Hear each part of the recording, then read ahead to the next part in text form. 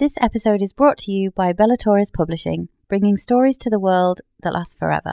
Today on Faithfully Fantasy. When Jack said the dragons are not telling you all the truth about the wars, I was wondering, is it maybe there's something between dragons and Venin? I am leaning to the fact that it's due to the bond, but I don't think that is it an intrinsic thing is there by mistake. Mm-hmm. And I think that hints to Violet's mind-walking signet that's going to come later.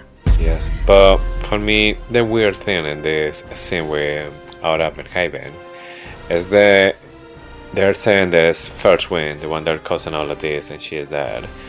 But I was pretty sure she was second wing.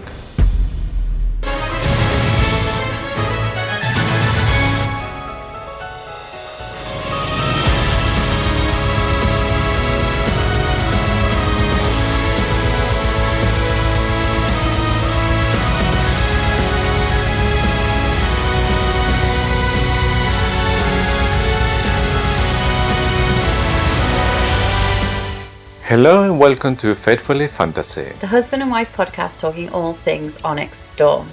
Today we're continuing our deep dive into Onyx Storm, covering chapters 3 through 5. And just a heads up, this episode contains adult language, so listener discretion is advised. We are so excited to be getting back into our very deep dive run through of Onyx Storm. This episode will contain spoilers from all 3 books, as well as snippets of information we've had from Rebecca Yarros during her US tour. Before we dive in, here's a quick reminder. If you love our content and want even more, check out our subscription plan. You'll get exclusive monthly content, early access to episodes, and completely ad-free experience. You can subscribe directly on Spotify or Apple Podcasts, but for the best value, visit faithfullyfantasy.com and head to our Become a Member page to find the perfect plan for you. And without further ado, let's get into the squad brief. Today we're up against the Scenarium, the collection of provincial aristocrats representing the Kingdom of Navarre and the King. We receive our orders to join the task force, which will be led by Grady, of all people, Violet's former RSC professor. We get our first hot and steamy moment with Venin and Xaden until they ruin yet another piece of furniture and call it a day. Mira is back, and she's brought the mother of all runes with her. They know how to make the flyers safe at Basgiath, but will Brennan trust them enough to take it to the Scenarium? The Navarrian riders are looking for a fight, and it's the flyers who are on the receiving end. But Dane fucking Atos, of all people, comes to the rescue. We like him now, right? It seemed like. But he's not the strongest. Violet is. Okay, so with that, let's start with a story class. History class, because current events and past wars are tied. And we are hopeful that we can glean snippets of information from what's currently happening to what might happen in book 4 and 5. Okay, so now we're going to start with chapter 3, epigraph. Yes. Sometimes I worry about Violet. She has your sharp wit, quick mind, and steadfast heart, paired with my bull-headed tenacity. When she finally and truly gives that heart, I fear it will overrule the other gifts you've given her, and logic will cede its voice to love. And if her first 2 liaisons are any indication of what we might expect, God's help her, my love. I'm afraid our daughter has atrocious taste in men. Recovered, unsent correspondence of General Lilith Sorengale. So, we've met the first, haven't we? Or we've met one of them. We've met we will meet Holden. Atrocious taste in man. That's what I would say. But also, we don't know the second, we don't know the other one. And Rebecca Yarros confirmed that we haven't met them yet. Yes. So, in the words of Michael Bublé, we just haven't met them yet. I don't know if that's the thing. I just haven't met you yet. Yeah. Anyway, do you think we'll meet her second, or the other one that Lilith is referring to? I don't know if it's going to be somebody that's going to be important for the storyline, or is it going to be something like a mystery? Because we know Xaden, he had like a lost woman before Violet. We only met Kat so far, I don't know if we male more like X. Haldan, I guess, is, yes, it was a good term of the event because there was like a complex going on with Violet there because she wasn't a princess, she wasn't royal, she was just like the daughter of the general. I don't know that is true. He just cheated on her. He was an arsehole. Before Rebecca confirmed that we hadn't met them yet, I wondered if Lilith had written it after Daddy Sorengale died. Because she didn't want to get let go to him. You hear stories, don't you, when you lose someone, that people continue to text them and tell them news until eventually someone replies and says, I'm really sorry, I've got your person's, this number's been reallocated. And I wondered if she was continuing to write to him because she hadn't let go. And actually the second person is Xaden. And because on paper, Xaden is an atrocious choice from Lilith's point of view, initially it would be. Yeah. So I wondered if the timings, because it still says general, so we know that it's later on in her career. But Rebecca Yarros did say we haven't met them, so it'll be interesting to see if we do. The other thing Rebecca Yarros said on tour was that there is a reason that it all says recovered correspondence. So all the correspondence is recovered and we should be scared. So that is something. I don't think it necessarily means that everyone dies. I would like to think it doesn't mean that everyone dies. It could mean that Basgiath is destroyed and it has to be recovered from the wreckage. That could be a reason why. For me, it's basically two things. Either all of them die, Basgiath carry on, and Yesenia, she is the head of the scribes, and because everyone dies, she wants to maybe pay tribute to all of them because they sacrificed themselves, defending the continent against the Venin or whatever. So she's making this story like public to everyone. But how does she find that she's the correspondence is recovered? They literally so maybe from the bedrooms, from all the stuff, all the possession they left behind. That's one explanation. The other explanation is they might just defeat the Venin and they just go to somewhere else. Maybe in your case, they turn everyone into gods and then they go to another... or they just go to the Isle Kingdom because they don't want to be warriors anymore. They just want to be happy. They feel like all the Venin, they had the biggest battle and now they just want to be happy. Yeah, I just don't think either of those explain why the word recovered would be used. The only way that recovered, like, you know, when an airplane crashes and the black box is recovered, it means it is found in the wreckage. And that's the only thing that I think can happen, that Basgiath is destroyed. The fortress is breached. Could be. We'll see. Yes. Okay, so we start the chapter with Xaden can sense them. Yeah, so we knew that at the end of last week's episode, didn't we? That Xaden could sense them. I wonder, have there been... I'm sorry, I'm going to get silly. Have there been any really awkward moments where Xaden knows someone's Venin and that other Venin knows Xaden's Venin and we're like, so this is awkward? Brennan, perhaps? Yeah, that's a really good question because we know from Jack Barlow on Iron Plan that he says we are among you. So there's going to be more than one. There's a Venin already, at least like first stage. How many Xaden can sense? And what happens if he sees there's somebody like a wing leader or... I don't know, somebody from leadership. There's second a wing. Yeah. All the second wings, and he's like, oh shit. He would know already, and this is why I don't think all of second wing are. I think there's some serious experiments going on in second wing, but I don't think they're fully Venin. And I think that's possibly why Dane has a bit of extra power, but it's not actually Venin. Not so much to talk about with that. But Xaden is the one...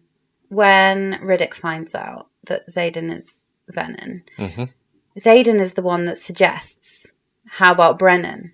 And Violet says, no, I don't think he's ready. And I'm wondering if Xaden is suggesting Brennan because he knows Brennan already knows. And he just wants that out in the open. And then when they get back to Horatio, we find out that Brennan does actually know and then he's like, I can't help him. I can't fix him. Yeah. But yeah, I wondered how many awkward moments there are. And what if there's other good Venin who've turned for love? And can Xaden sense that? Does Xaden know that? It's just a really interesting thought. Yes, because Xaden is like double weapon. First, he can find the Venom. Second, he can read intentions. So it's like, okay, this guy is a Venom, but he had good intentions. Maybe he Yes. turned for love or whatever. So it will be interesting to see that point of view as Xaden being a Venom. She says, maybe it's dire than I thought, but he's still whole, still him. Just with heightened senses. And this links back to that epigraph where it says that I fear that her love will override her logic. And this is a real good example of it. She does this throughout the book. But ultimately, I'm like on her side because I do think Xaden's still there and I think Xaden's good. Yeah. But on paper, this is a terrible decision, isn't it? Yes. I think this epigraph started directly because how we start the chapters. So Xaden told her that, yes, I can sense that. So Violet like, yeah, but that's just because you have like really good senses. That's it. Oh my God. Which is like such a bad line. Yeah. Yeah. It's what like we say in Latin America, I don't know here, but it's like trying to hide the sun with your thumb. There's like something that it's just right there. It's so massive that doesn't matter what you do, you can't hide it. And you just try a little bit. So it's exactly how it feels for me here. That, okay, he can sense that. That's not bad. That's just, okay, doesn't matter what happens to say that I'm going to be with him no matter what. So I think that is reflected in here. It's scared you, never. Yeah, and at this point they talk about the wards, don't they? And she says that the magical protection is not just protecting them from him, it's protecting him from himself. So I just wanted to kind of recap, because there's been a bit of confusion around what the wards actually do. So we know that from what Jack says at the end of Iron Flame, the wards don't stop Venin channeling. They just stop them channeling from to do powerful magic. It's like they can do lesser magic, can't they? Xaden can channel within the wards, and we see that shortly. But he just couldn't power his shadows, right? Is that what that means? I'm just trying to clarify it. Yes, like you say, this is something that we'll see, in the chapter, we will see that Xaden is channeling for the second time. It's just a little bit. But we don't know if it's just because he stopped straight away. We don't know how much. But that's something that I was thinking as well when Jack said the dragons are not telling you all the truth about the words. They still channel it within the words. For me, that is more like there's like a limited. Like, okay, you can survive, you can keep channeling, but you're not going to drain the whole thing. Yeah, it stops you from draining the Yes. So I was wondering, is it maybe there's something between dragons and Venin? There may be like an agreement, because apparently Jack knows that the dragons know that the words are not perfect. Or is this intentionally like this? Or is it something that, okay, the dragons, they didn't make the words, was like a combination of force between riders and dragons. So the riders made some with the runes, the dragons put the fire, and this created the words. But these words are not completely stopping the Venin, so it's just like giving like limited access to the power of the ground. But they do stop the Venin, like they stop the Wyvern, don't they? The Wyvern, yes. The Wyvern. The Wyvern is because I think they're just pure magic creation from the Venin. But the Venin, they're alive. They're not a creation or anything. So that's why I think the Venin, they can go, we saw, they can be inside the walls. It's not like they're going to die if they are in the walls. They just can't drain significant amount of power. Yeah, and Jack said that they still can do stuff. So obviously it's like limited, the power. I don't think there's a relationship between the dragons and the Venin. Not all of them anyway. But I do think possibly that the dragons are similar to Venin in that they channel from the ground. And they shouldn't. They should be channeling from the sky. So Garrick interrupts saying your 5 minutes are up. Xaden looks at him like in a dangerous way. And what does Garrick say? She told you we think you should sleep somewhere else, didn't she? So it's like, obviously, Garrick is not afraid of Xaden at all. Because he is like controlling everything that's right now going on with Xaden, like controlling the time that he spent alone with Violet. He doesn't want his sleep alone with Violet. He's just not scared at all. I don't know if he's just because he knows Xaden will he will get angry, but he won't hurt him or something. He knows he won't hurt him, so just like step out of the way, and all of a sudden he'll be like on the other side of the courtyard. Garrick's the only one that he has a chance against.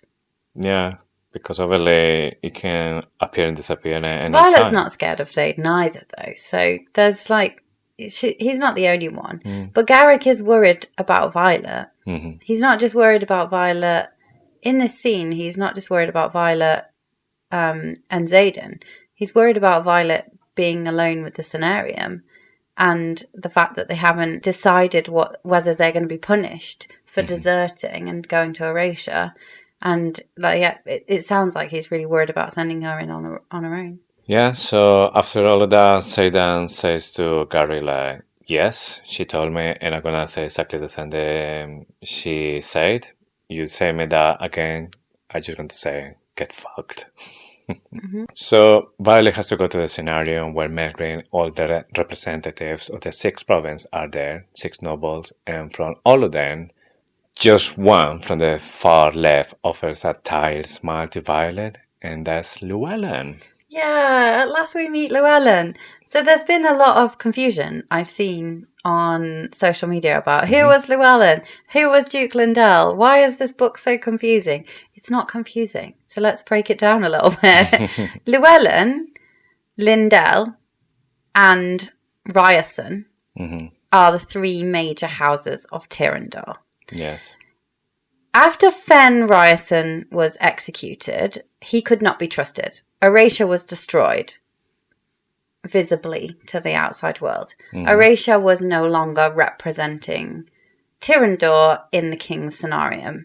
So we know that Fen did, but after that they didn't. So there was then 2 options, Duke Lindell or Llewellyn. Llewellyn was selected to represent Tyrrendor in the King's Cenarium. We know, though, from the chocolate cake scene in Iron Flame that Llewellyn was sympathetic to Erasure, and essentially he was a voice of Erasure in the King's Cenarium. Duke Lindell is a different person, so another house in Tyrrendor, and he raised Xaden and Liam following the apostasy, the revolution. Yeah. The first one.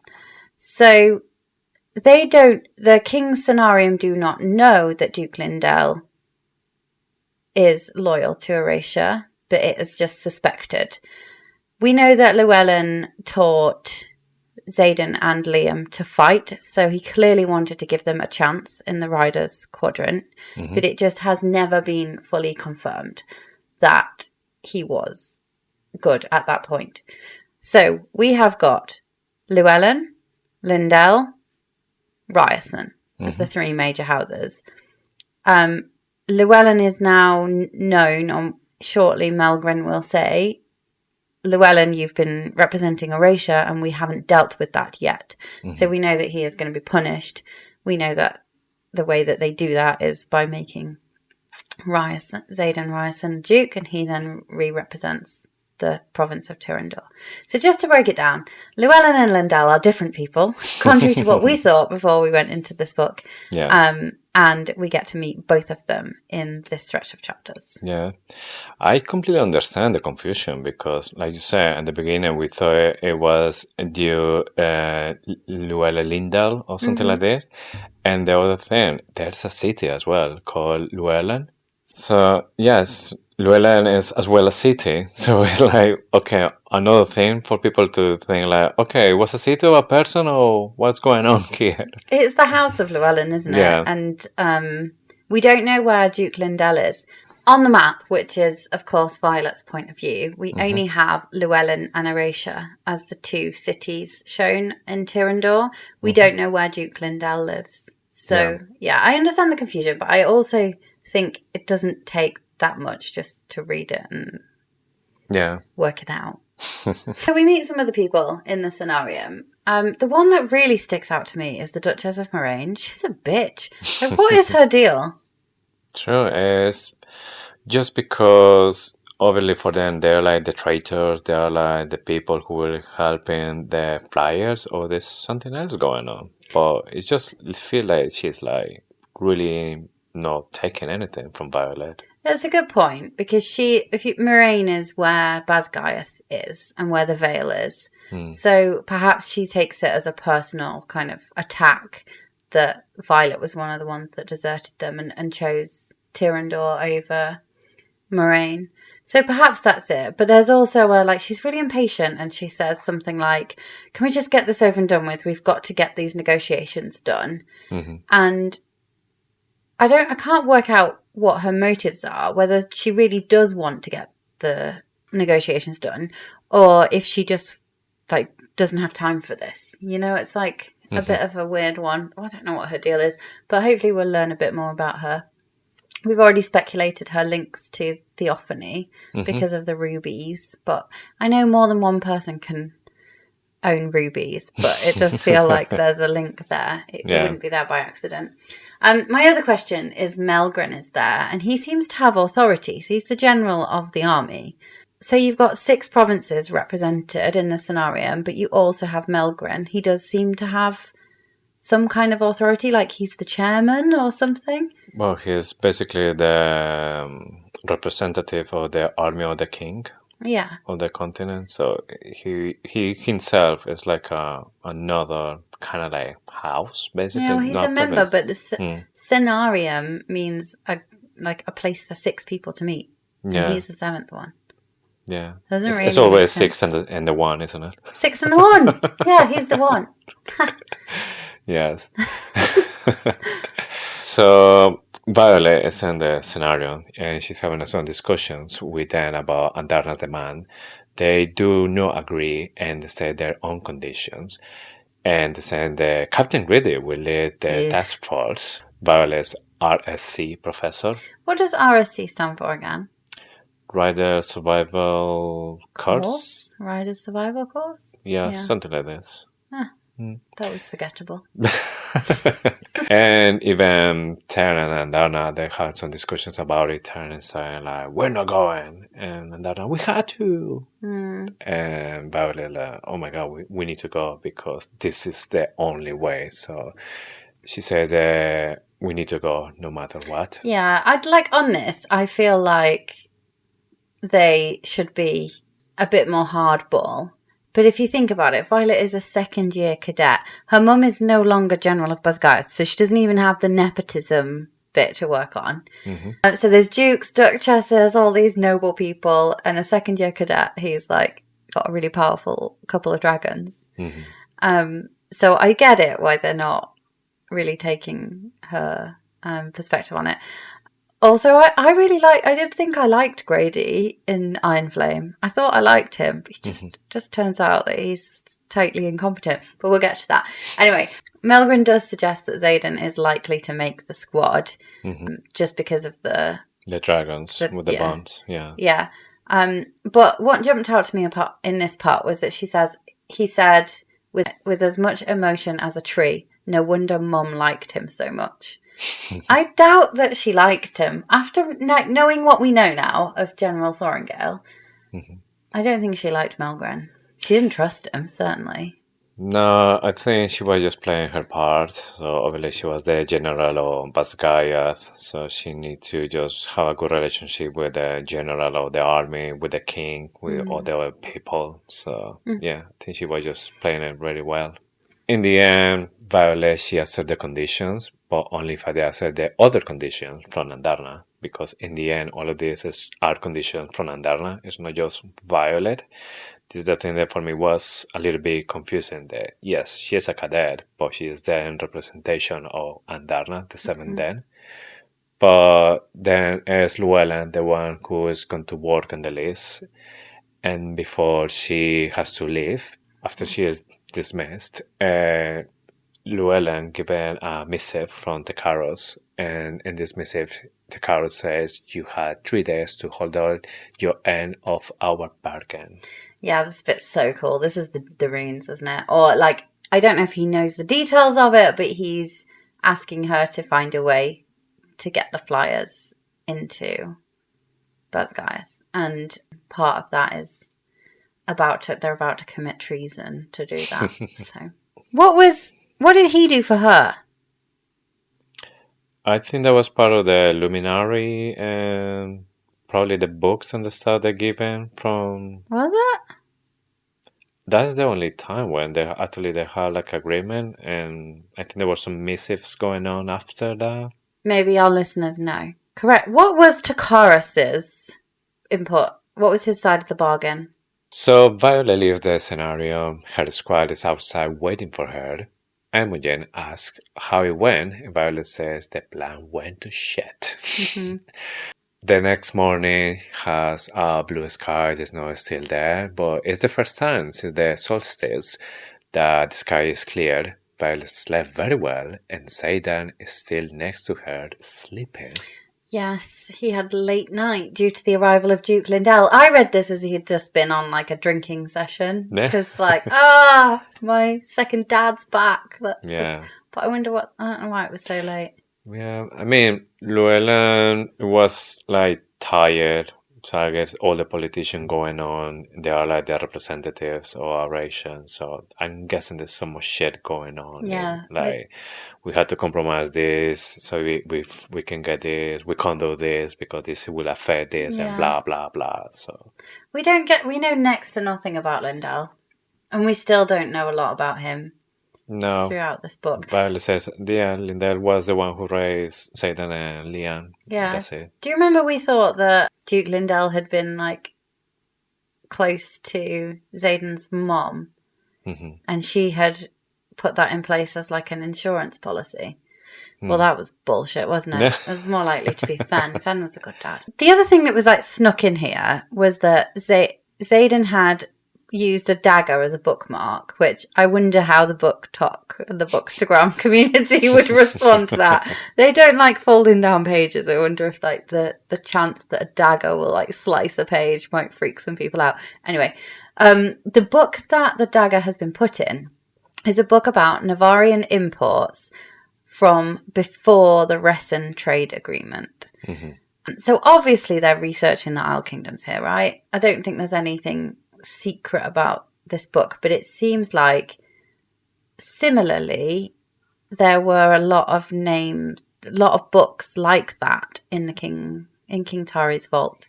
So she goes to do her hair, and Xaden surprises her from behind, kissing her and teasing her, and things start to getting really hot in this chapter. There's some things just before, like, or during, that are just so well written, and it makes me think, there's a clue there, or not a clue. She always hides things in sexy, steamy scenes.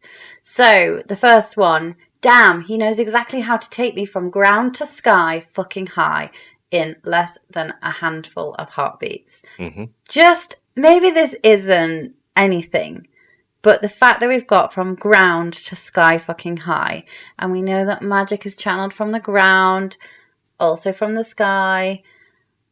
What if, I'm just thinking about this as I'm saying it out loud, and I know it's probably totally bonkers and unhinged and ridiculous. It doesn't make sense. What if there's a way for a Venin, they've learnt how to channel from the ground. what if they can learn how to channel from the sky? And what if Xaden will be able to do that because of the love thing? And maybe the Irids will be the answer, and actually the good Venin can channel from the sky. I don't know how you would stop the bad Venin channeling from the sky, and I know that I'm spitballing here because I didn't have this prepared before the show.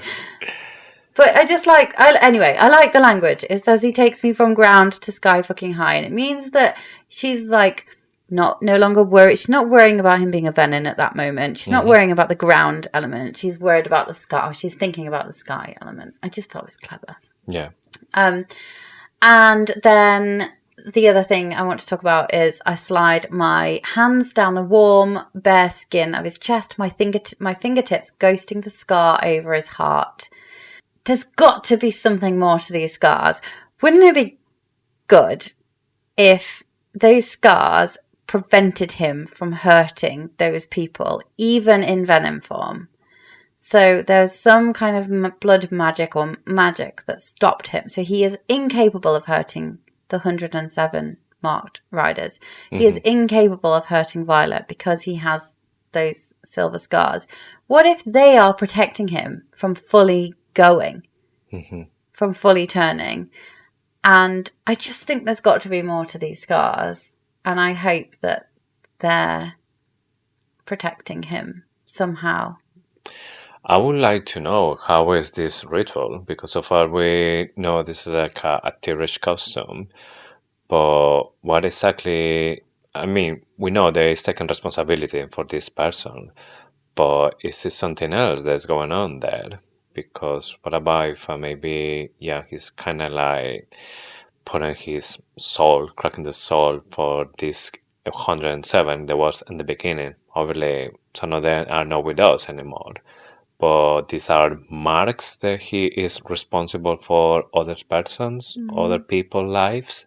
So I don't know if for magic that changed things with Xaden. So his soul cannot be fully killed because part of it is with those people that he...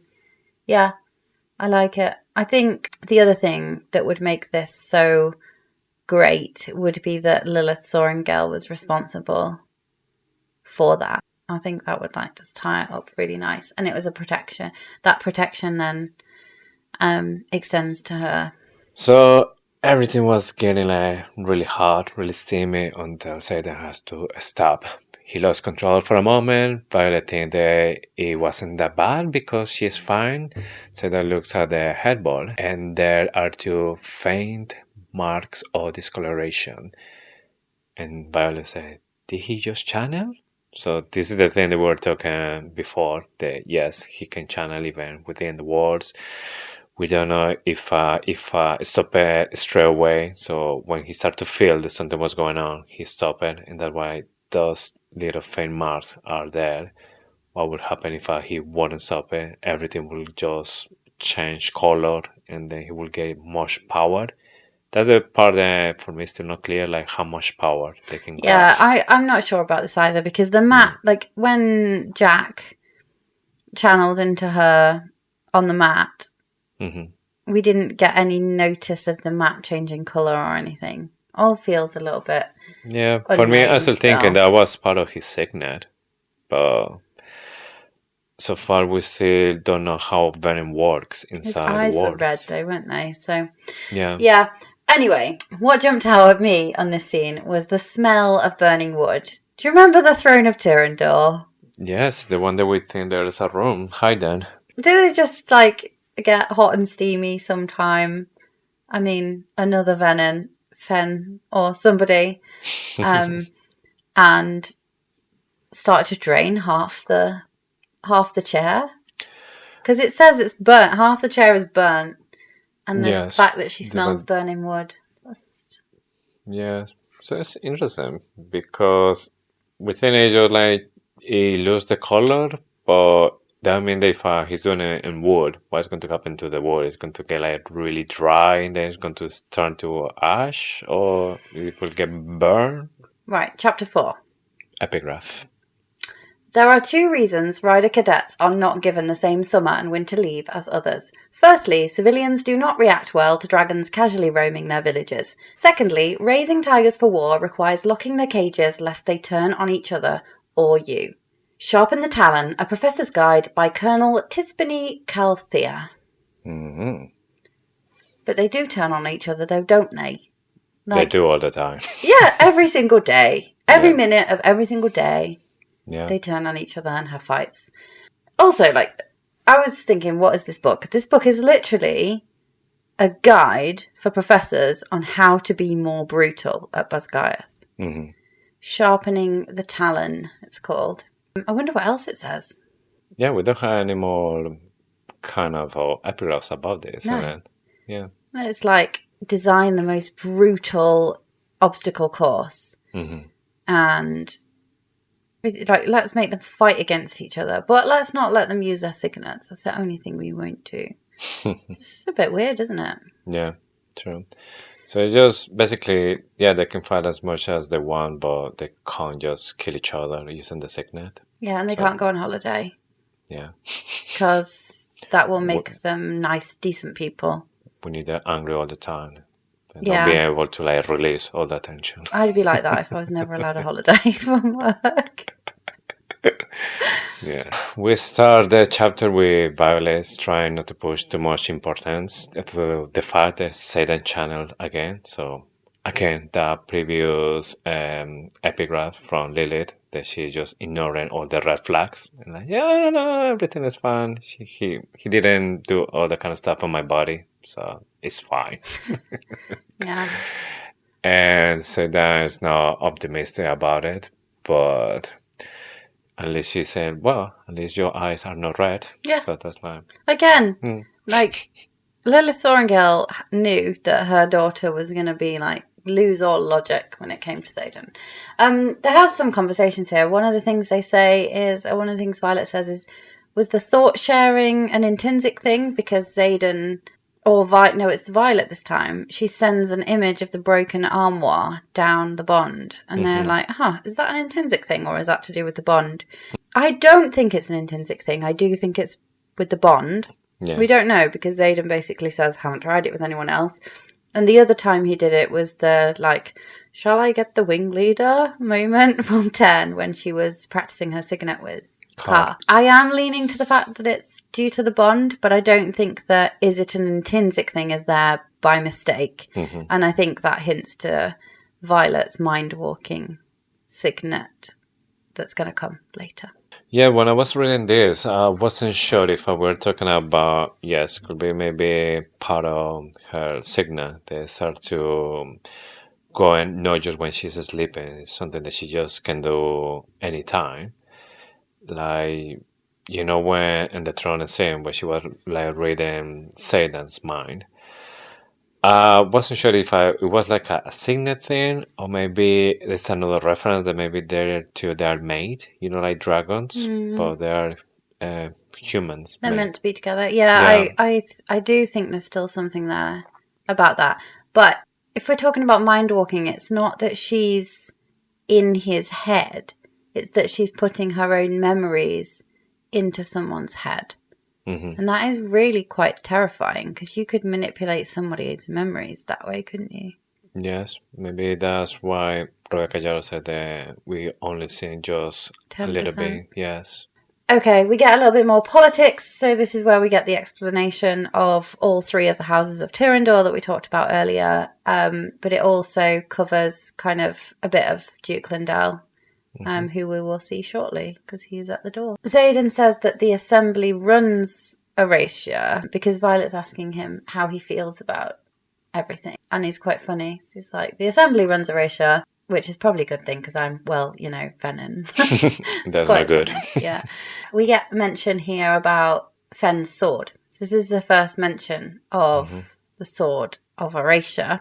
Yes. The emerald hilted sword of Erasure, which we know eventually later Holden has it and then Berwyn has it. It just kind of keeps popping up everywhere, this bloody sword.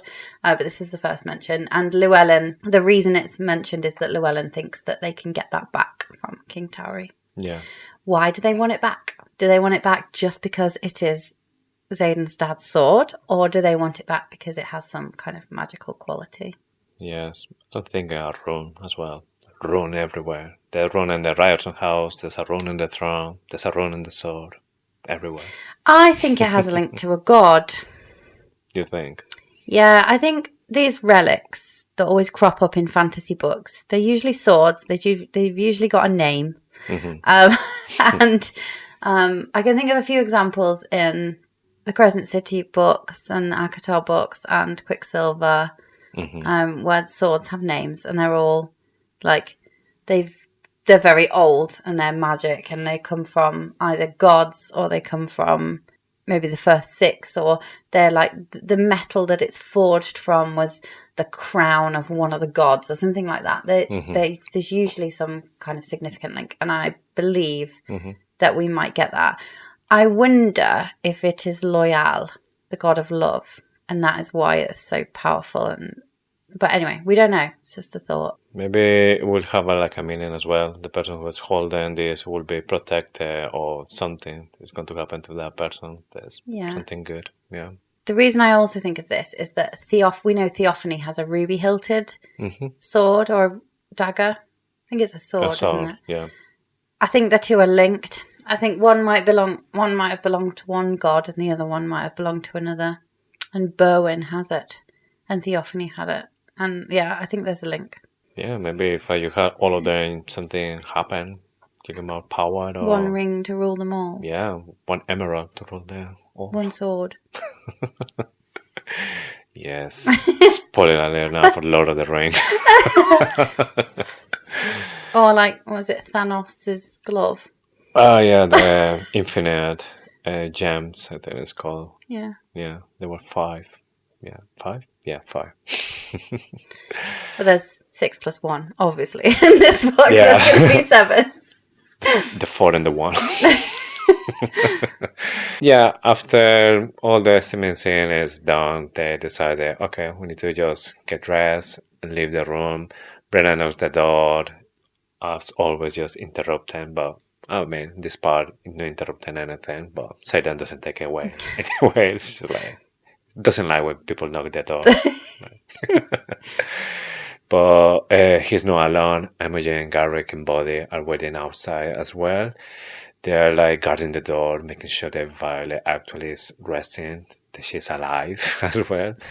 And something funny that happened here, that Gary looks that he's being dressed. And Imogen tells him, well, he already got lots of sleep from, I think it's called Nina Schrenzer.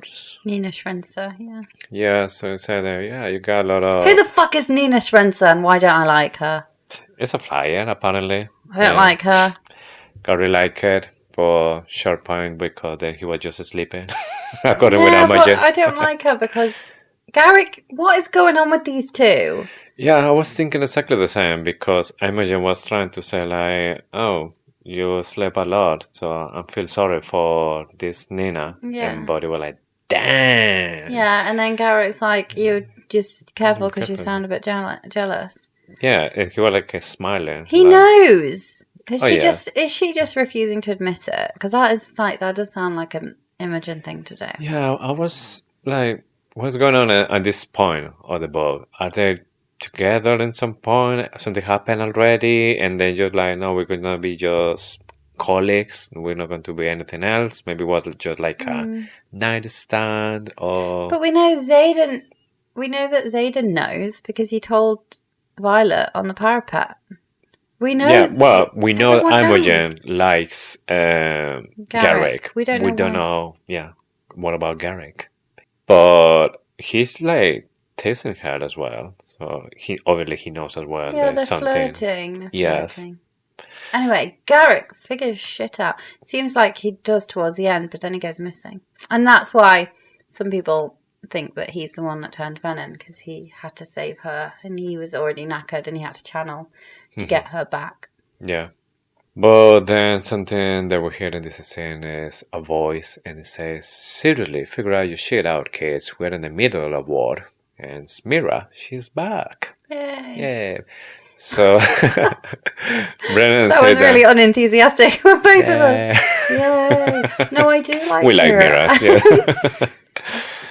I was terrified when she got her throat slit. Yeah. I I was thinking that, oh my god, that is the end for her at some point. Me but too. then Karina Brennan, it was there, so like, well, And he has to Sloane. be there for a reason. Yeah. Sloane and Dane. But I was annoyed, and I sent a really angry text message to my mum after I read that. You know, the end of the chapter where she gets her throat slit, and then we don't know. The next chapter, we're like, oh, she's saved, but you think she's dead. Yeah. I was like, why did no one spoil this for me? Because I got Quinn's death was spoiled for me, and that still, Yeah. still affected me. I still cried a lot, like a baby. But I was really annoyed that nobody had told me that Mira died, and I was like, I wasn't expecting this. I could do with knowing this to prepare myself. Yeah, and prepare mentally. And then I like read a few more pages, and I was like, oh, that's why no one told me she died. She didn't die. Something curious happened in this scene as well is when Brennan is leaving the group with Xaden because they had to talk to Lindell as well and Llewellyn. Body is the one like, okay, something that I need to know, or like I'm helpful for anything, like offering himself. And Brennan, no, we're good. And Body like, Good to no, know, useful. yeah, so I was thinking it's maybe this the first time that we start to see the Body is not feeling like he's that much important in the group. In this book, yeah. And this is the thing I keep coming back to. So Rebecca Yarros said pay attention to those points where it doesn't matter what somebody does, it doesn't seem to be good enough, and they're like on the outside. And it's got Bodhi written all over it. Yes, for me it's exactly the same because we know their new brother knew for at least 5 months. So Garrick and Body, they are in this list because they knew from the beginning, basically. Then we have more scenes when it's Body, the one is just like not good enough, or he haven't using the right tools to combat. We saw Body at some point he was like with the hands in the ground. We now saw Garrick doing something like this. We saw Gary leaving, but even when we know that he was born out, he was still, he was thinking that he was able to channel one more time, but he just going to do it in the strategic point. But he was still having like enough power for one more, so he was just walking away, and then he was thinking, if I need it, I have enough to come back. And we haven't seen it after that. No, Both but there are are some missing. Yeah, both are missing. There's somebody on Instagram called Sarah Kane reads, and she's got some really good evidence that it could be Garrick. Like, it almost has me convinced, some of it. The part I generally believe it could be Gary is because Xaden said that after he seen me struggling for 5 months, he does the same. Yeah, So- but Bodhi's seen him struggle too for 5 months. That's But Gary's been more with Xaden, isn't it? Like Doesn't constantly matter. being a shadow, But the they shadow know- wielder. yeah, but they I can't remember the rest of the evidence now, but some of it is quite convincing. Like, there's a brown dragon with its tail chopped off, and Garrick's the one with the brown dragon. But the green dragon, Bodhi's dragon, has a hole in its wing. So every time I see some evidence for Garrick, I'm like, also Bodhi. Yeah, to be honest, right now it's like a 50-50. It worked for both I of think them. it's 80-20 for me. 80. 80% Bodhi, 20% Garrick. Yeah. But it could also be Auric. I don't think Auric is known for 5 months. That's the one thing. But if it was Auric, he would know that he had to do that to get. But I think it's Bodhi. I can't. And let's see, because I was 100% that it was Bodhi when I first read it, and now I'm 80% Bodhi. So let's just keep tracking it, and plot it on a chart, and see how it changes. For me, if I had to choose, I would say Body, just because the last scene when Violet, she is now the Duchess of Tyrandor. Body is supposed to be like the replacement of Xaden if something goes wrong and he's not there. Is he in Llewellyn or somewhere because he knows that? Do you know, what was his part in it? So it does also mean that Violet would have a very different role in the next book. She'd be in the scenario. Would she though? Or like, yeah, she probably would. But she shouldn't be. She should be off fighting Venin. So how are they going to get that without Bodhi? So there's lots of reasons why it shouldn't be Bodhi, but I just feel at the moment it's Bodhi. I know it's obvious. It's the obvious one as well. And I'm normally like the one that's like, nope, it's not obvious. Let's go for, I don't know, Sawyer. It's Sawyer. Yeah. Because it's random and I like to be different. But no, I'm on the Bodhi bandwagon. Yeah. I'm still taking it as a 50-50 just because after that second signal of Violet, we were like, yeah, even when we're like 100% on something, it could go wrong. So Yeah. for me, like, yeah, I understand the people who say Gary, I understand people who say Body. So, Yeah. and like that. Yeah. We should watch more of Sarah Kane Reed's reels because she does set out some good evidence that it's Garrick. Yeah. She's the one that's like knocking my percentage. Yeah, but I'm sure if you do exactly the same, like detailed investigations about Body, then you will get exactly the same, like, oh yeah, I forgot about Well, we this. do it. That. We do it as we go through. Bodhi Yeah. and Garrick are on our like Yes. scrutiny list. Garrick. So the other thing that it says it's the last person I would expect to do it. Mm-hmm. I don't know whether like the last person he would expect to do it would probably be Garrick over Bodhi. Because it's not surprising to us that Bodhi did it, is it? So would it be surprising to Xaden? Also, Xaden doesn't fully trust him because he got angry about his flight jacket. You know, like, I don't know whether that's a tick in the box for Garrick. But from this scene, Garrick is just worried about Violet. There's been several times where he's just worried. Anyway, let's continue. We can get down this, like, who was the brother rabbit hole extremely easy. Yes. So, Mira gives us some gifts to Violet. First, a new content from Felix that he's still in Aurasia. And I was thinking, well, from Iron Flame, he was like really interested to make sure that Violet is gonna be like perfectly trained because he knows Violet is the weapon. Why is he still doing it in Aurasia? Why not maybe Busy. He's not Doing what? Violet's personal assistant. He does come. He comes to Basgai later, doesn't he? Yeah.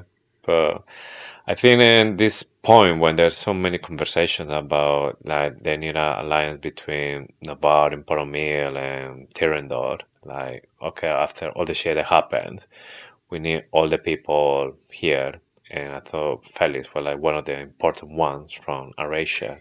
And he's not in the conversation if you either. think about it, the Eurasian army is still based in Eurasia. Mm-hmm. So only the cadets that are back. Mira's still based in Eurasia. Brennan is, but he's here for the negotiations. But you've got Battle Axe. And Battle Axe, we know her signet now. Yeah.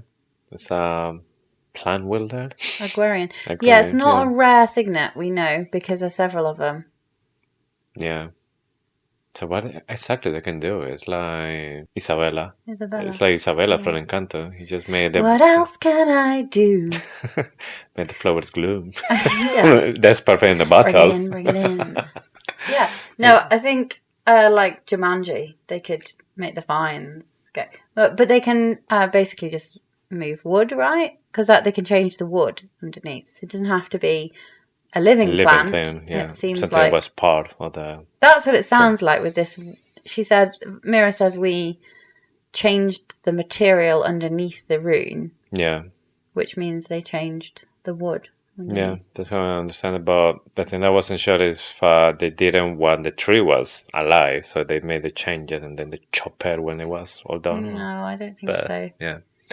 Because, so that's how they know that Sawyer can do it to the wardstone, because he's a metal manipulator and it's iron. So I think it just that was the test. Yeah, he can just manipulate wood underneath. So the second gift, it was wooden room practice desk, and then we got the commentary says a genius, because we learn now the Kylin is, like we said, battle axe is a plant wielder. And this disc has 3 rooms, and one is a sound shield, warmth, and levitation in the middle, so they can talk freely in the room, and Mira put a coin in the middle of the disc and floats. Yeah, it's like a wedding cake rune, where there's like different layers. Or Yeah. an onion rune, like Shrek. Yes. So this was the proof they can put multiple layers in one rune, so they can alter the word zone to make the flyers free to use the power as well. Imogen said that they never will accept this, and then Body announced that Brennan is coming back, and they said, okay, we need to keep this a secret because we don't want that anyone knows about this, because it's gonna be really bad if somebody from leadership find out what they're planning to do. It is so risky, this thing, because they don't know that Sawyer can manipulate the metal in exactly the right way. Triss is not there. She's the rune expert. Full of risk. Something goes wrong and they lose their wards. Yeah. Yeah. And they're like, oh shit. That's why that's why they could be in so much trouble. Yeah.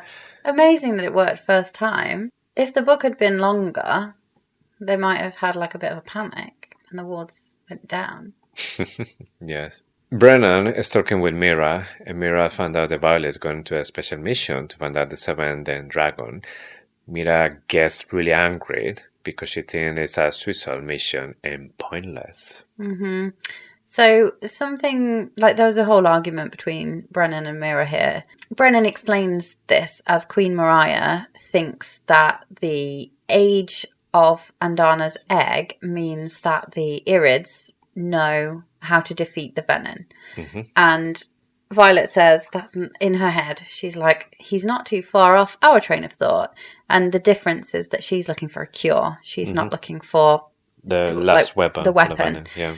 And this is going to make all the difference. So when we meet the Seventh Den later, we learn that Andana was the Criterion. They believe that she bonded with Violet. Violet is just as bad as everyone else because she wants to fight, or she's a rider. She should never have bonded with a Feathertail. She should never have stopped time, etc. But this will make all the difference because Violet is not looking to defeat the Venin. She is looking to cure a Venin. Mm-hmm. And while she has to kill a lot of Venin in that quest, she ultimately is the one that wants to unite the continent and the Isle Kingdoms, probably. World peace. Yes. Mira, she said the wars in Arecia had less than 6 months. They had a discussion and Mira gives the disc to Brennan. He realized what it means and said the scenario won't accept it. Violet said this is the only way for the alliance. And Brennan said, that's what I'm afraid of. Yeah, because he knows they're going to do it and he knows that the penalty of treason is death. Yeah. So he's worried. He knows they're going to do it anyway. There's also quite a big argument between Brennan and Mira about which one of them is more like their mother, and it's like a bad thing. They're throwing it as an insult. Mm-hmm. But then Mira's like, you dare say that when you won't even take our last name. This is the last we see of, or we hear of, Aeserai, Lieutenant Colonel Aeserai. Yeah. From this point onwards, or when he turns up next time, he's wearing a Soaringale badge. Yeah.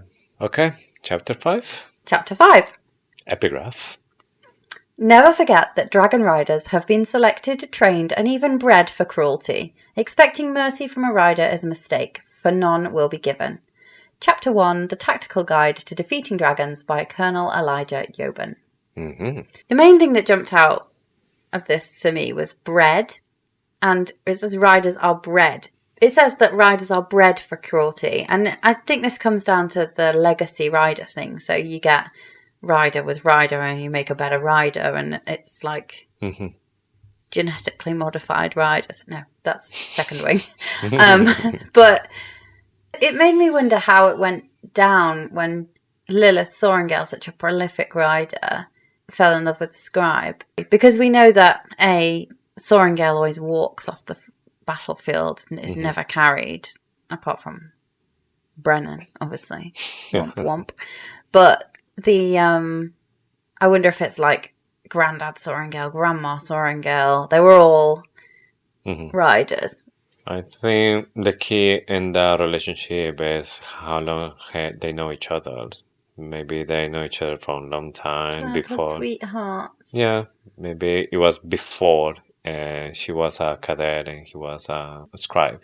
Yeah. So I guess until we don't have all the information, I think it makes sense if they were like really young, like before being cadets, they start Oh, to you just see fall each in love other. with who you fall in love with, and Lilith Sorengale obviously was just like, screw it, because you don't always have riders and riders, do you? Yeah, I mean, we saw that part when Liam was really interested into Yesenia, Sawyer with Yesenia Yeah, as yeah. well. So obviously there's attraction, riders and scribes, maybe. Yeah. The other thing is that obviously this is a tactical guide to defeating dragons, and it talks about the riders, that you would never have mercy from a rider, but this chapter is all about how the Eurasian riders have accepted the cadets. And if you think about how the Eurasian riders first didn't accept the flyer cadets, and even when they were walking up the Madaro Pass, there was problems, and then when they got back to Eurasia, there was problems. So it's just a stark contrast of how the riders from Eurasia are totally intolerant of this attitude when they had that same attitude. And they remember Ematario and De Vera had to get them fighting it. They had that one opportunity to fight it out on the mat. And this is just the same, but they're totally intolerant because they're now like, they're part of us. You're going to mess up everything. Yes. I think obviously the problem was there for the riders from Basgayath.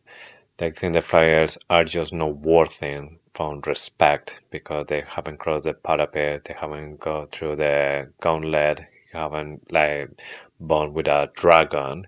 So they think they just are inferior to them. They But that's shouldn't what be the there. Eurasian riders felt like as well. Yeah. It's just the same. It's This just is- like a year later or 6 months later. Yeah. And the funny thing is that they said exactly that. They were like, you won't respect them unless they cross a parapet. So yeah, they just think the riders can cross through more like hell than the flyers. But the flyers, they had to put a lot of effort to trying to defeat a rider, because that's something that Violet was saying. Yeah, maybe they don't have a strong signet like us, but combat with a feat, they will win because they had to be really good because they don't have the signet to protect them. So in this chapter, a few hours later, they are waiting in the gathering hall. Riders and flyers are all together. So they're having a bit of a chat, and Violet's thinking about Venin, and she's like, oh, this place could be teeming with them or whatever. But Xaden can sense them, so I'm comforted by that. Again, she's comforted by the fact that Xaden is a Venin, and it's starting to be like a little bit unhinged. Yeah, like seeing something positive, something that should be just negative. Yeah, she's doing exactly what Lilith expected. And then she says that Venin had silver hair. Riddick's not bothered at all about that. He was like, that's the weirdest thing you thought. Like, people just get old. And he's like trying to play it down. But obviously we learn later that it does have some significance. But Riddick is not bothered. He just wants to get on and commit treason by tampering with the wards because he wants the whole thing to be over. He doesn't want to sit and wait for news, basically. Something interesting here that we mentioned that there is a love triangle between Evelyn, Baylor, and Kai. Yeah, and she even mentions interpersonal dynamics that's ruining them. It just made me think of the first 6. And you know, when they're trying to translate Warwick's journal, and it just talks about the complex interpersonal relationships between the riders. I don't know why this just stuck out as a link to that. I don't know the significance of it, but it did stick out as like a link between maybe Kai, Avalon, and Baylor as the first 6. Yeah. I have a feeling that Eran Norris was one of the first 6. I think he was a stone wielder, like Imogen. And I think we're going to learn a little bit more about Eran Norris at some point. But he built Basgayath out of stone. I feel like he was one of the first 6. We know that Imogen's signet is ultra rare because we know that they haven't seen it in centuries. They say that later in the book. I wonder if Baylor's ancestor Eran was that person. Yeah, could be. And the gathering hall, something is happening. People are running, like they're just going to see something is going on. And then is Sloan the one who comes to raise her there? You had to say something. Sloan looks past Violet because she hasn't been able to look in her eye since her mother died. It's just a bit sad, isn't it? She obviously thinks she's a monster. We know this later. It's the second time we talked about the scene with Mira not dying, but it takes her a lot to do that, to channel that. I wonder what Sloane's second signet is.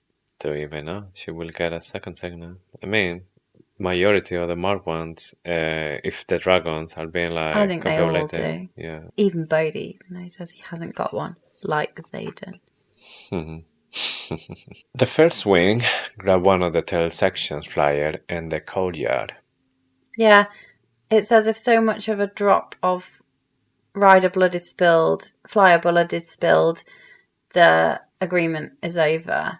It just makes me feel like the riders are all a bit jockey, a bit idiot. Like they don't think outside their own walls. They don't think, hang on, what are the implications of my actions? Yeah. And that's a direct kind of consequence of the way that they are raised, bred, trained to fight. And they just like follow orders, get it done, but they don't think of the wider consequences of what they're doing unless they're in Iron Squad. Yeah. And the surprising thing in this scene is that the rank doesn't matter, because obviously if you're feeling this way, it doesn't matter if you are a wing leader or not, that doesn't stop you to like share like how you feel, because we see there's Aura Beinhaven, the one who is creating all of this. She's a wing leader. First year, she's such a coward. Like she's not even picking a fight with. She is picking a fight with Dane in the end. Only Dane goes to pick a fight with her. She's chosen her first year. Yeah. And she's got them by a dagger. What? Like, she's a coward. She knows she's not strong, and she has to use her. She knows she has to use her signet, which is, can we just all agree that that's the shittest signet around? Fire wielding. Yeah, I mean, if you had a dragon, it's not very useful. You crossed the parapet. You did not die in those mat challenges. You managed to get up the gauntlet. You survived presentation day. You survived threshing. You bonded with a dragon. And your signet's fire wielding. You will be so disappointed. Yeah, and the weird thing is it's part of your core. So why you need fire when you have a dragon?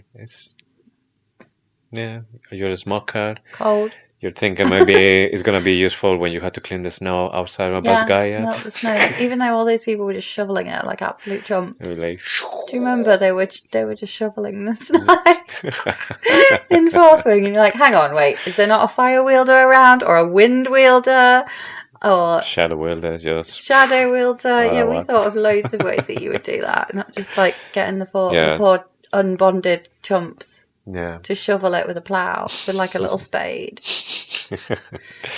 Yes, but for me, the weird thing in this scene with Aura Beinhaven is that they're saying this first wing, the one that causing all of this, and she is dead. But I was pretty sure she was second wing, because in fourth wing, when Violet, she was with Dan, because Dan was in second wing, so Dan took her with his squad. Xaden is the one who make a swap, and then he swap Aura Beinhaven for Dane, which is mean the Aura was in fourth wing with Xaden, and he's swapping with Daenator that was in second wing to fourth wing. Obviously, they were like second years. So, which means that when she turned into wing leader, she's supposed to stay in second wing? Not necessarily. So, if a couple of things that could have happened, there could be two squad leaders in one wing that were capable of being wing leaders, and then nobody really outstanding in the other wing. So, they make them both wing leaders and they transfer one across to the other wing. That would be fine. Another thing that could have happened is that but they had a lot of reshuffling because fourth wing virtually left, didn't they? Yeah. So there's only a few people left. So they might have had a complete restructure. Yeah. what I suspect, though, is that somebody else knows. I don't know what hand Lilith Sorengale has in it, though. That's the only question. That they could be second wing are being kind of experimented on to be these like ultra soldiers. So they put a wing leader from second wing in every wing because we know that the fourth wing have a new wing leader. Were they previously also in second wing? That's the question. Because I don't think it necessarily has to be your rank, but you're right. She was in second wing. Yeah, obviously with this, I don't want to make think that maybe it was like a mistake in the book. I'm taking more or less from the side that yes, we believe that something's going on with second wing, and they might didn't want Aura Beinhaven there with them, and they just like kick him to first wing. She wasn't even good enough for second wing. Yeah. I do not like Aura Beinhaven, but she does get her just desserts. Yeah. Later on, she gets like she won't last that much. Speared through. I imagine it's the middle finger of the dragon, like the wyvern, just like spinning her around the middle finger. Ugh, she makes me so angry. She's like my new Dane Ethos because I like Dane now, and she's my new Caroline Ashton. Caroline Ashton. I'm sorry, I'm probably skipping ahead, but she's just taking bets in the corner of this courtyard, isn't she? She's like, this person's gonna win. Caroline Ashton's a knobhead as well. Yes, definitely. There was a good reason why Jack Barlow was such a good friend with this woman, because obviously what is ethic. Yeah, I don't trust her. Don't know what her signet is. She got past the truth sayers. What's her signet? She's a liar wielder. We had truth sayers, so she's a liar sayer. A lie sayer. Yes. There has to be like a counter, isn't it? Yeah. So somebody, however, said the truth, she always said the lie, but it goes as a true. Something like that. Violet see what's going on. They call for Dane to hell, like you say. So Dane is just trying to stop Aura. And we have as well Eric, and he's coming in search to Violet. Dane is trying to help, but he seems that he's not going to be able to do it, or he can't do it. And I was like, oh, maybe there's one of those premonitions from Eric. Yeah, so I thought the same. And I'm really challenging myself with this because I don't want to be like, oh, it's his signet all the time. Because we have to remember what kind of... Several times they say he's very observant. He's got a lot of emotional intelligence. He can pick up on things that he's also been trained to do that as a leader. Yeah, as someone in the line of succession to the throne of Navarre. So I'm leaning that it's not his signet at this point.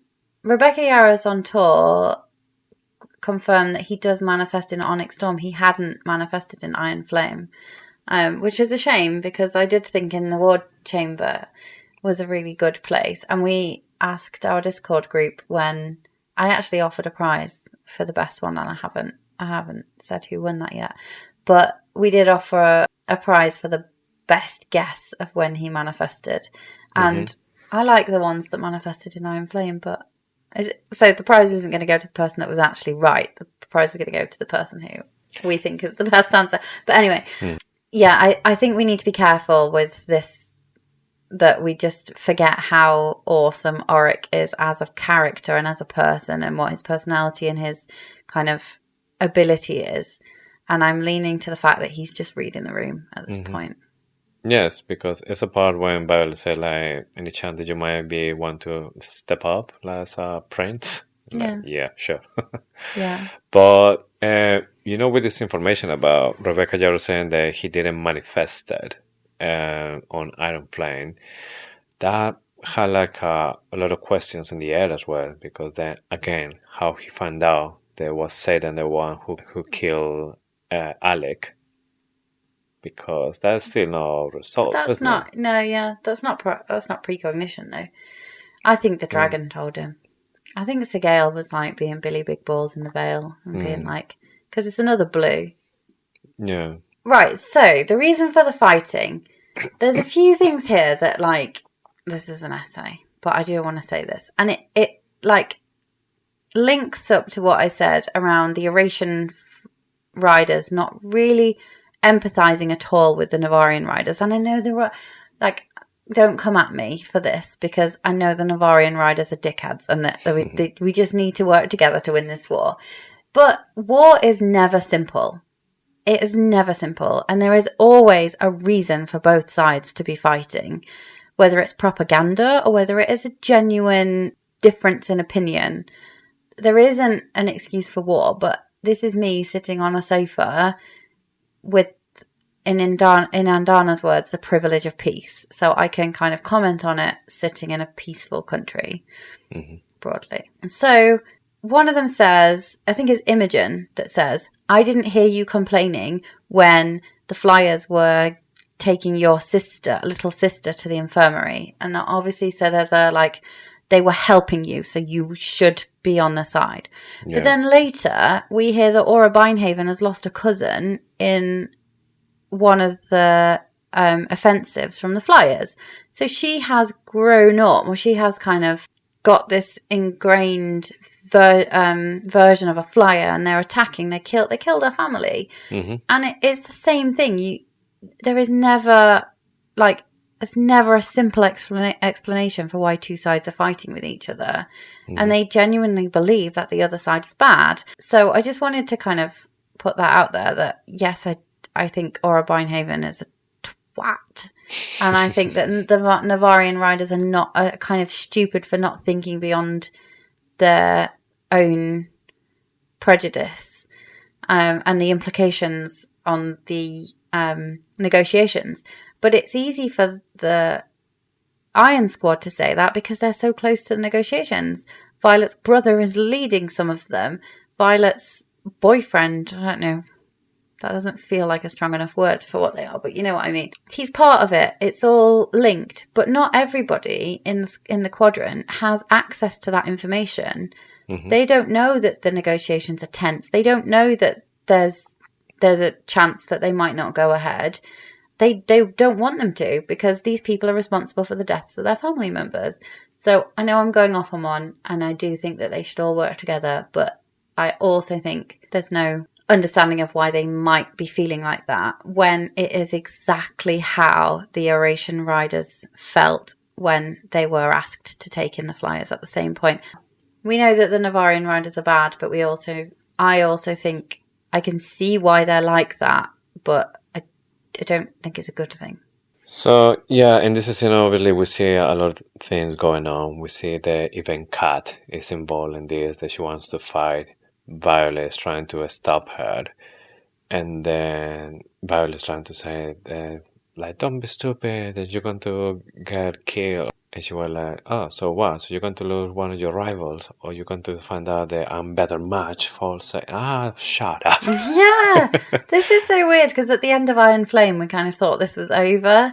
But I do get it. It helps with Kat's kind of redemption going forward, to have a little bit of like her annoying self. I think it's one of those where she's just slipped back into, because she's fighting a rider, so she's like all rider. I think she's just not capable of controlling her emotions at that point, which is probably why she manifested that emotion manipulation signet and mind work, whatever. It's not a signet, but gift in the first place. Yeah, because that's the type of person she is, and she can't control her own emotions. Yeah, it was just weird because obviously you had like the end of Iron Flame when they're said to be together. They're like collaborating, even risking their lives for each other. At the beginning of this book as well, you see that she is with Sawyer. She's like learning story from Navarre. So it's like, yeah, she's one of the gang, and then this just comes like, yeah, but she's still not fully accepted, is it? Because Rhee is like, Kat, just do whatever, do something. Like Rhee hasn't fully accepted her. So yeah. We see as well that yes, Dan is trying to stop Aura, but then Aura is not taking any shit from Dan, and then she is challenging him for a fight, and then like, no, I don't want to fight you.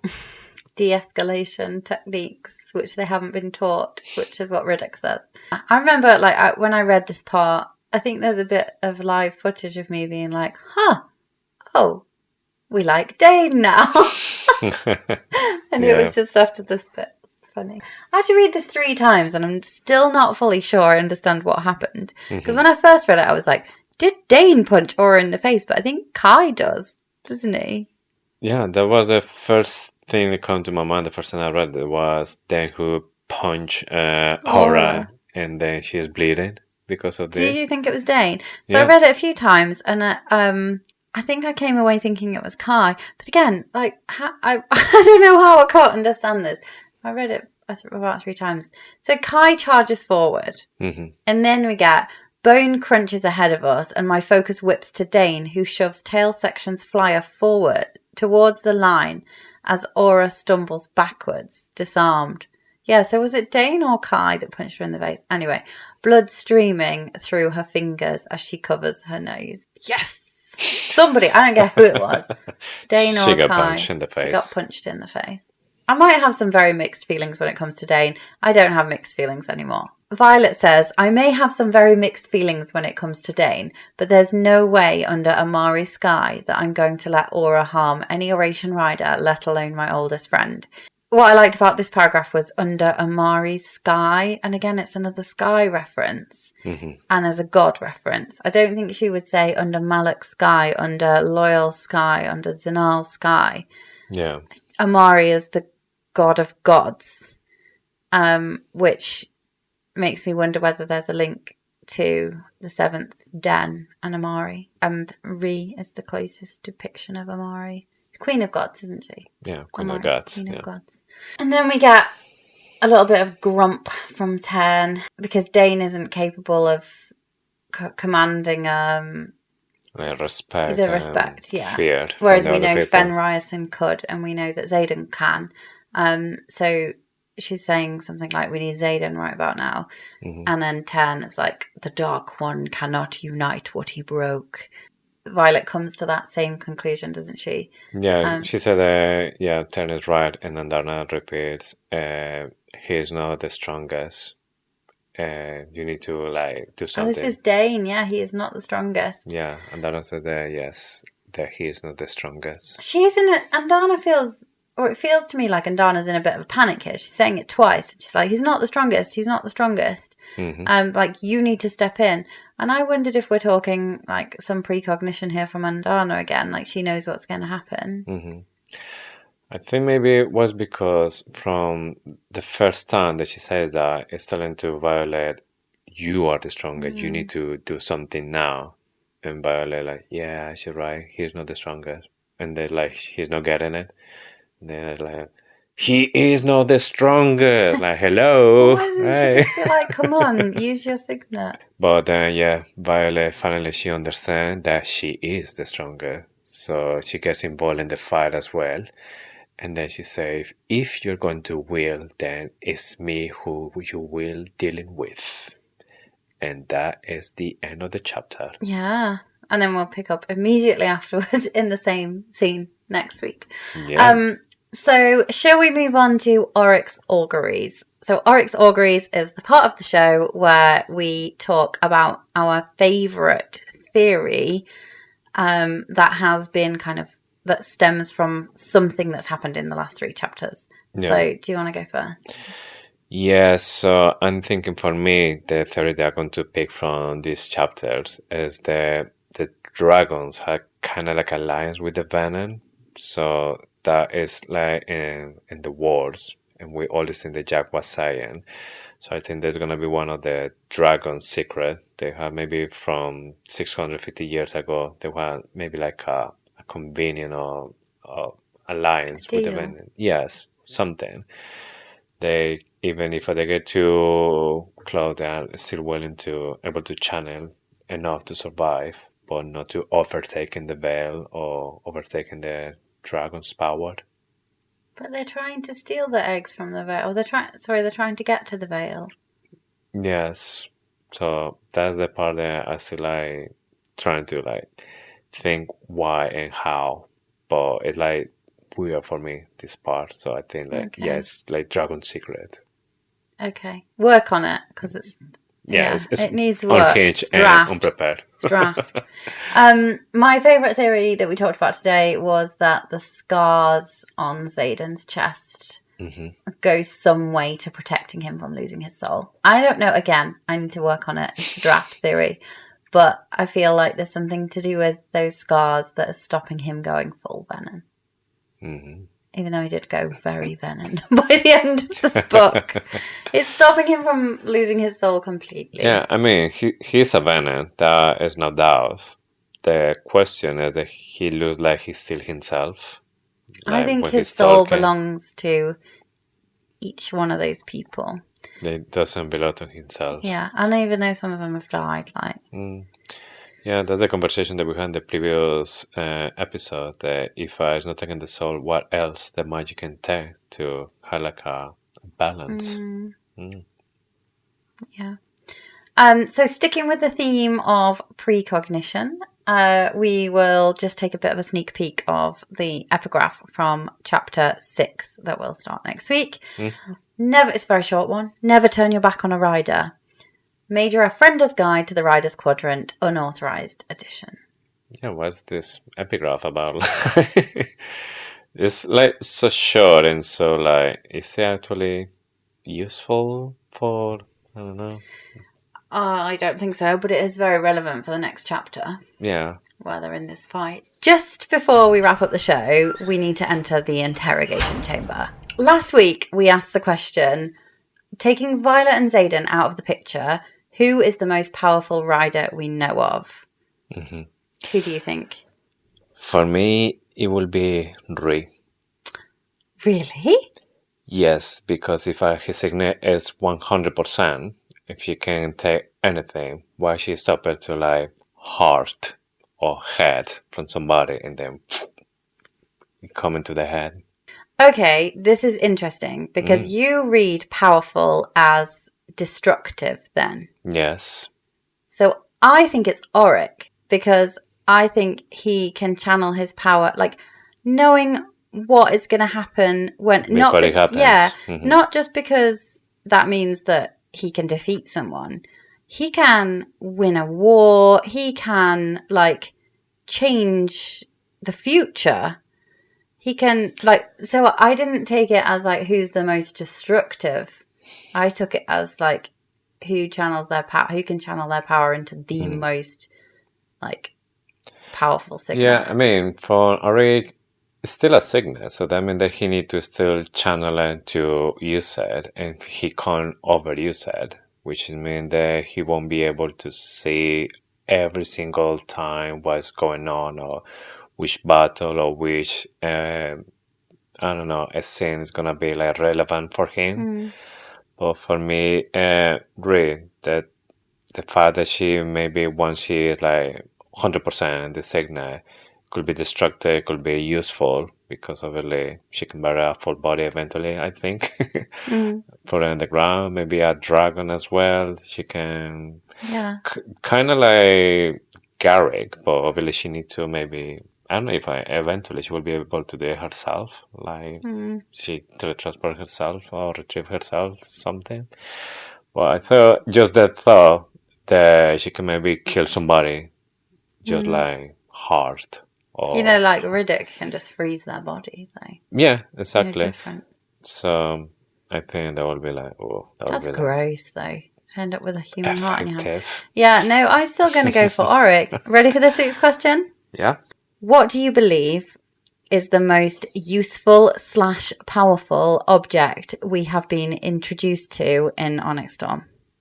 Oh, that's a really interesting one because there's a few objects there. Yeah. Don't answer it now. Think about it next week. And we will pop the question up on Instagram during this week so that other people can input as well. We forgot to do that last week. I'm really sorry. We can leave the interrogation chamber now. Next week we'll be covering chapters 6 to 8.